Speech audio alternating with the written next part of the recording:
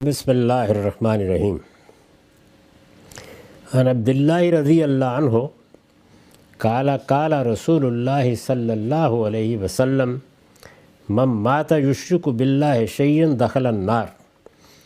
عبداللہ بن مسعود رضی اللہ عنہ روایت کرتے ہیں کہ رسول اللہ صلی اللہ علیہ وسلم نے فرمایا، جس شخص کی موت اس حالت میں آئی کہ جانتے بوجھتے اللہ کے شریک ٹھہراتا تھا وہ دوزخ میں داخل ہوگا۔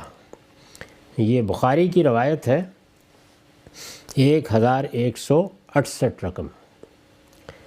اس میں جو بات بیان کی گئی ہے یہ قرآن مجید میں بطور اصول جگہ جگہ بتائی گئی ہے، چنانچہ میں نے لکھا ہے یہ بات قرآن میں بھی اسی صراحت کے ساتھ بیان ہوئی ہے۔ کیا بات؟ یہ بات کہ وہ شخص جو دنیا سے رخصت ہوا اور جب رخصت ہوا تو جانتے بوجھتے شرک کو دین کے طور پر اختیار کیے ہوئے تھا، تو یہ بتا دیا کہ اس کے لیے معافی کا امکان نہیں ہے، وہ جنت میں داخل نہیں ہو سکے گا۔ دو مقامات پر بڑی وضاحت سے قرآن نے یہ بتایا ہے کہ اللہ تعالیٰ شرک سے شرک سے نیچے ہر گناہ کو اپنے قانون کے مطابق معاف کر دے گا۔ ظاہر ہے کہ گناہوں کی نوعیتیں ہیں، کبیرہ گناہ ہیں وہ گناہ ہیں جو اللہ کے حوالے سے ہوتے ہیں، وہ گناہ بھی ہیں کہ جو بندوں کے حوالے سے ہوتے ہیں، تو ان کے معاف کرنے کے اپنے اپنے قواعد ہیں۔ یعنی کچھ گناہ ہیں جن میں تلافی ضروری ہے، کچھ گناہ ہیں جن کا کفارہ ادا کرنا ضروری ہے، کچھ گناہ وہ ہیں کہ جن میں توبہ ہی کافی ہو جاتی ہے، کچھ میں یہ ضروری ہے کہ جس کے ساتھ معاملہ ہوا ہے، کسی کی حق تلفی ہوئی ہے یا زیادتی ہوئی ہے تو اس کا ازالہ کیا جائے۔ تو ہر گناہ کا اپنا معاملہ ہے، لیکن اللہ تعالیٰ کہتے ہیں کہ ان سب میں معافی کا امکان ہے، گنجائش ہے۔ یغفر ما دون ذالک، یہ قرآن کے الفاظ ہیں۔ لیکن اللہ کے ساتھ جانتے بوجھتے شرک کا ارتکاب کیا جائے، یعنی یہ بات واضح ہو گئی، سمجھ میں آ گئی کہ اللہ کے پیغمبروں نے توحید پر ایمان کا تقاضا کیا ہے، لیکن انسان نے اپنا فیصلہ سنا دیا کہ وہ تو اللہ کی شریک ہی ٹھہرائے گا، اللہ کی شریک ٹھہرائے گا۔ یہ ظاہر بات ہے کہ کوئی ایسی چیز نہیں ہے کہ نفس انسانی کی کسی کمزوری کا ارتکاب ہو گیا، بدکاری ہو گئی، شہوت کا غلبہ ہو گیا اور حدود سے تجاوز ہو گیا، یا انسان نے اپنی کسی مادی ضرورت کے لیے کسی کا حق مار لیا، کسی کے خلاف تعدی کر دی۔ یہاں صورتحال یہ ہے کہ ایک عقیدہ ہے جو انسان نے اختیار کیا اور بڑا بے لذت گناہ ہے، لیکن انسان کے تعصبات بسا اوقات اس کو وہاں لے جاتے ہیں کہ وہ شرک پر مبنی عقائد اختیار کرتا ہے اور اس کے لیے مرنے مارنے کے لیے تیار ہو جاتا ہے۔ تو اس طرح کے لوگوں کو بتا دیا کہ جب جانتے بوجھتے شرک کا ارتکاب کرو گے تو اللہ کے ہاں اس پر معافی نہیں ہے۔ یہ بات قرآن میں بھی اسی صراحت کے ساتھ بیان ہوئی ہے۔ اس کی وجہ یہ ہے کہ شرک خدا پر افتراء ہے، یعنی شرک اصل میں اللہ پر جھوٹ باندھنا ہے۔ جب شریک کسی کو ٹھہرایا جائے اور اس کو اس کے تمام فروع میں سمجھ لینا چاہیے، یعنی میں یہ کہتا ہوں معاذ اللہ کہ اس کائنات کو جس ہستی نے بنایا ہے کوئی اور ہے جس میں وہ حلول کر گئی ہے، اور اب دنیا میں وہی اس کا مظہر ہے یا اس کا کسی کے ساتھ اتحاد ہو گیا ہے، اور اب میرے سامنے اس کی جو تصویر ہے وہی گویا اس کی حقیقت بھی ہے۔ یہ وہ چیز ہے جو مسیحیوں نے اختیار کی یا ہمارے ہاں صوفیوں نے اختیار کی ہے۔ لیکن اس سے آگے اللہ تعالیٰ نے بتایا کہ الا لہ الخلق والامر، یعنی خلق میں آپ نے شامل کر دیا، مثلا اس دنیا کو بنانے میں، کائنات کو بنانے میں کسی درجے میں کسی کا حصہ مان لیا۔ دوسری چیز کیا ہے؟ والامر، یعنی کائنات کا نظم چلانے میں کسی درجے میں کسی کو شریک کر لیا۔ تو یہ جتنی صورتیں بھی ہیں اس میں سوال یہ ہے دلیل کیا ہوگی؟ یعنی اگر کوئی کہتا ہے کہ فلاں خدا کا بیٹا ہے، یا مثلا ہمارے ہاں بعض لوگ یہ کہتے ہیں کہ یہ پورا عالم جو آپ کو نظر آ رہا ہے اس کی کوئی حقیقت نہیں، یہ اصل میں ذات خداوندی یا ذات بہت ہی کا کہ تعینات کا نام ہے، یا یوں کہہ لیجئے کہ یہ گویا جسدی ظہور ہے ذات خداوندی کا۔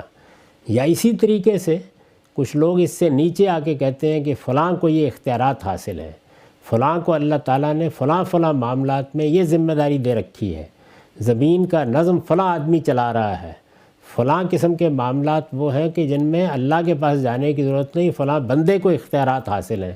ایسی سب چیزوں کے لیے اللہ تعالیٰ قرآن میں کہتے ہیں کہ یہ بتاؤ یہ میں نے اختیار دیا ہے کسی کو؟ اگر میری سند ہے تو پیش کرو، اور اگر یہ نہیں ہے تو کس بنیاد پر کہہ رہے ہو؟ یعنی اس میں علمی غلطی لگنے کا تو سوال نہیں۔ ہمارا جو کچھ بھی علم ہے اس میں ظاہر ہے کوئی چیز یا ہمارے تجربے میں آئے گی یا مشاہدے میں آئے گی، پھر اس کا استقراء کریں گے، اس کی بنیاد پر کوئی مقدمات قائم ہو گئے۔ انسانی علوم ایسے ہی کام کرتے ہیں۔ یہ ہے کیا؟ یہ تخیل کی کرشمہ سازی ہے۔ ایک میتھالوجی ذہنی لحاظ سے بنائی اور بنا کے اس کے عقلی تقاضوں کو لوگوں کو سمجھانا شروع کر دیا۔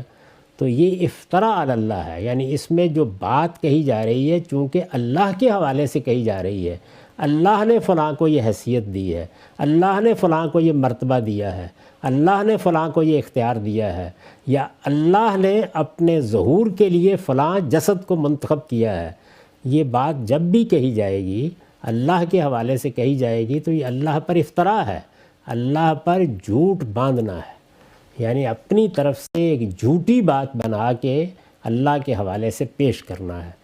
اس کو اس زاویے سے دیکھیے تو شرک گویا بہت بڑا گناہ، بہتان اللہ تعالیٰ کے معاملے میں ایک خلاف حقیقت کا بیان ہے۔ اس کی وجہ یہ ہے کہ شرک خدا پر افتراء ہے، اور اس لحاظ سے سب سے بڑا جرم ہے جس کا ارتکاب کوئی شخص خدا کی زمین پر کر سکتا ہے۔ یعنی ہم بھی بہت سے گناہوں کا ارتکاب کرتے ہیں، لیکن یہ معلوم ہے کہ سیاسی سطح پر سب سے بڑا جرم کیا ہوتا ہے جس پر بالعموم موت کی سزا دی جاتی رہی ہے، اور وہ یہ کہ آدمی اپنی قوم یا اپنے ملک کے خلاف بغاوت کر دے۔ یہ اللہ تعالیٰ کے خلاف بغاوت ہے، اس پر جھوٹ باندھنا ہے۔ اس سے توبہ اور رجوع کے بغیر کوئی شخص اگر دنیا سے رخصت ہو جاتا ہے، اللہ تعالیٰ نے یہ اہتمام کر رکھا ہے کہ انسان کے اندر بھی اپنی ربوبیت اور اپنی توحید کا شعور رکھا ہے۔ انبیاء علیہم السلام کی دعوت کا بنیادی نقطہ یہی ہے، اور وہ اس کی منادی کرتے رہے ہیں انسانی تاریخ میں، صالحین اس پر توجہ دلاتے رہے ہیں۔ اس وقت دنیا میں ایک ہی کتاب ہے جس کے بارے میں یہ کہا جا سکتا ہے کہ وہ بین ہی جس طرح پیش کی گئی ویسے ہی ہمارے پاس موجود ہے، وہ قرآن ہے۔ وہ اسی توحید کی منادی کرتا ہے، اس شرک کا ابطال کرتا ہے۔ اس سے پہلے جو آسمانی صحیفے ہیں ان میں سے کسی کو اٹھا کر پڑھ لیجئے، تورات کو، انجیل کو، زبور کو، انبیاء کے صحائف کو، سب اس کی گواہی دیتے ہیں۔ اب اتنے بڑے پیمانے پر باطن میں، ظاہر میں اللہ تعالیٰ نے شرک سے متعلق غلطی پر متنبہ کرنے کا اہتمام کیا ہے۔ اتنے بڑے پیمانے پر اس اہتمام کے باوجود آدمی توبہ نہیں کرتا، رجوع نہیں کرتا۔ اس سے توبہ اور رجوع کے بغیر کوئی شخص اگر دنیا سے رخصت ہو جاتا ہے تو خدا کی بارگاہ میں پھر اس کے لیے معافی کا کوئی امکان نہیں ہے۔ توبہ اور رجوع کا موقع ظاہر ہے کہ مرنے تک ہے، اور دنیا میں جو شعور کی عمر کو پہنچتا ہے آدمی تو یہ جو کچھ میں نے عرض کیا ہے اس سے واقف ہو جاتا ہے۔ کوئی شخص نہیں ہے جو اس سے واقف نہ ہوتا ہو۔ اس سب کچھ سے واقف ہونے کے بعد بھی دو ہی صورتیں ہو سکتی ہیں، وہ یہ ہے کہ یا تو واقف ہونے کے عمل کے رستے میں اپنی غفلت سے پردہ ڈال دیا، اور یا واقف ہوئے اور سرکشی اور عناد کی بنیاد پر انکار کر دیا۔ تو اللہ تعالیٰ کے ہاں یہ دونوں عذر قابل قبول نہیں ہیں، اس لیے یہی نتیجہ نکلے گا۔ اسی ذیل کی ایک روایت ہے یہاں پر جس میں یہ بات بھی بیان ہوئی ہے کہ اللہ کا کسی کو شریک نہیں ٹھہرانا، اور کچھ اور بڑے گناہوں کو بھی بیان کیا ہے۔ یہ عبداللہ رضی اللہ عنہ سے روایت ہے، ان عبداللہ رضی اللہ عنہ قال رجل یا رسول اللہ ایو الذنب اکبر عند اللہ قال ان تدعو للہ ندا وهو خلقک قال ثم ایون قال ثم ان تقتل ولدک خشیت ان یتم معک قال ثم ایون قال ثم ان تزانی بحلیلۃ جارک۔ یہ بھی بخاری کی روایت ہے، اور بخاری میں 6382 رقم ہے۔ عبداللہ رضی اللہ عنہ سے روایت ہے کہ ایک شخص نے عرض کیا یا رسول اللہ اللہ کے نزدیک سب سے بڑے گناہ کیا ہیں؟ آپ نے فرمایا یہ کہ تم کسی کو اللہ کا شریک ٹھہراؤ درا حالے کہ وہ تمہارا خالق ہے۔